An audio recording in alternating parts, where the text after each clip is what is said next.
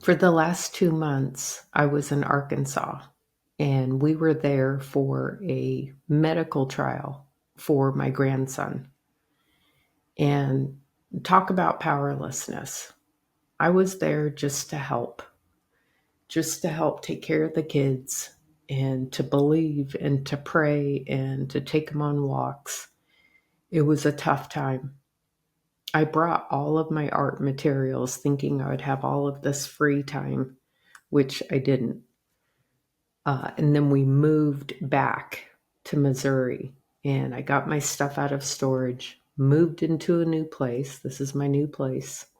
And I realized that my pastels were in disarray. Typically, when I'm making a portrait, I'm just grabbing colors. I'm getting the colors I need. It's very quick. A lot of times I'll put a little bit of color on my finger to see if that's the right tone.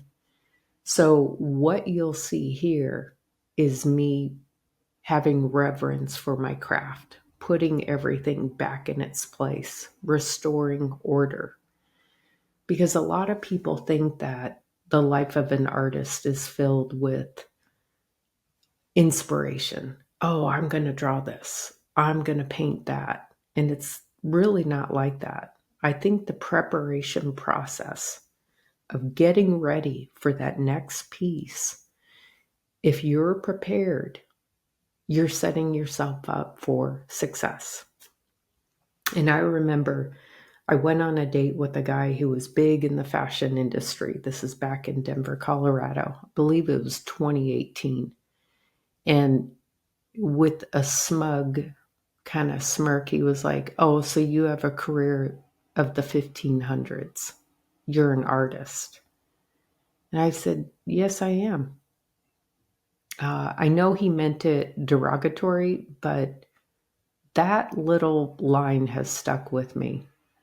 As everyone goes after the newest TikTok or Instagram or Facebook, I'm not a podcaster. I'm not a YouTuber. This is me facing my fears and saying, hey, if I want the world to know the benefits of art, and if there's people who have always kind of had an inkling to be an artist, I'm going to tell you to have reverence for your craft, to clean up, to organize, to prepare yourself. Now, this little practice that I did here of reorganizing my pastels after being in Arkansas for 2 months of heavy emotions, it was not easy. This was very calming to me. I know you don't want to sit here for an hour 20, so I spliced it down to just under 10 minutes. But you'll see that I'm grabbing different colors. I'm looking for cooler red tones, warmer tones, skin tones, bright yellows, muter yellows. The green is earth tones. Think of like a frog or a leaf. And then the brighter greens are going to be, I don't normally tend to use those. But as long as I have a respect and a reverence for my craft, and when you run into someone who's disrespectful and says you have a career of the 1500s, you can let it slide off. We're not here to make masterpieces. I mean, yes, that's my goal. I want to make something that's beautiful that the world has never seen.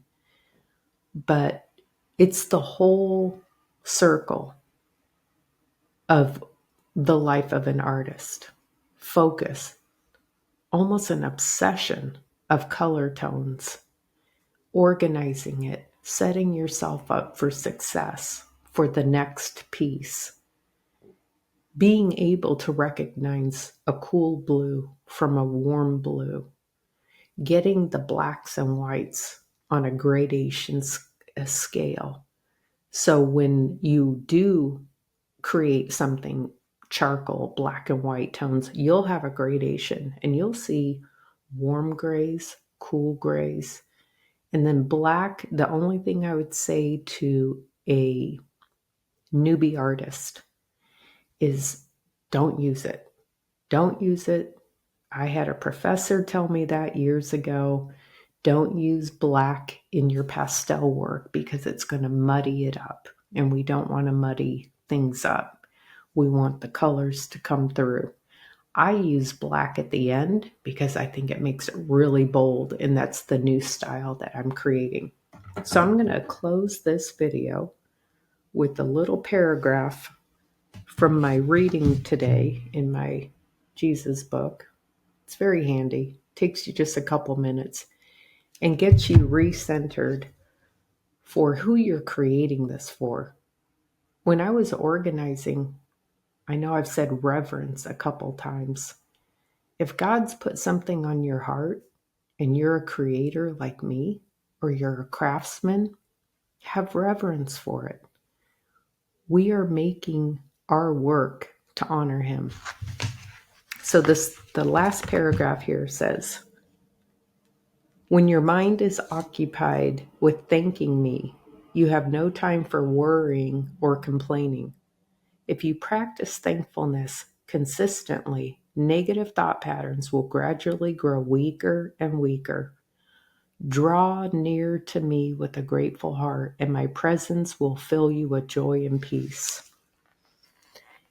And that is my message summed up into one paragraph. The act of creating, you're bringing in a co-creator with you. Don't worry if the piece isn't successful. I have hundreds of pieces over there that I was like, nah, missed the mark. But it's the act of creating with the ultimate artist. That's what gives us peace. And that's what the world needs. So enjoy my sorting of my pastels. Watch it as many times as you would like. I tried not to speed it up too much. And at the very end, I had some sort of glue that I couldn't get off the top of the tackle box. And I scrubbed and tried to get it off. And when I couldn't, I was like, I'll put little stars around it. So that tackle box full of all my sorted pastels is ready to go for when I am inspired to do the next piece. There's an artist in each one of us. Don't be afraid. Grab a pen, grab a pencil, join me, and please subscribe so we can get the good news about art and faith and healing out to a world that's kind of hurting. All right, I'll see you on the next video.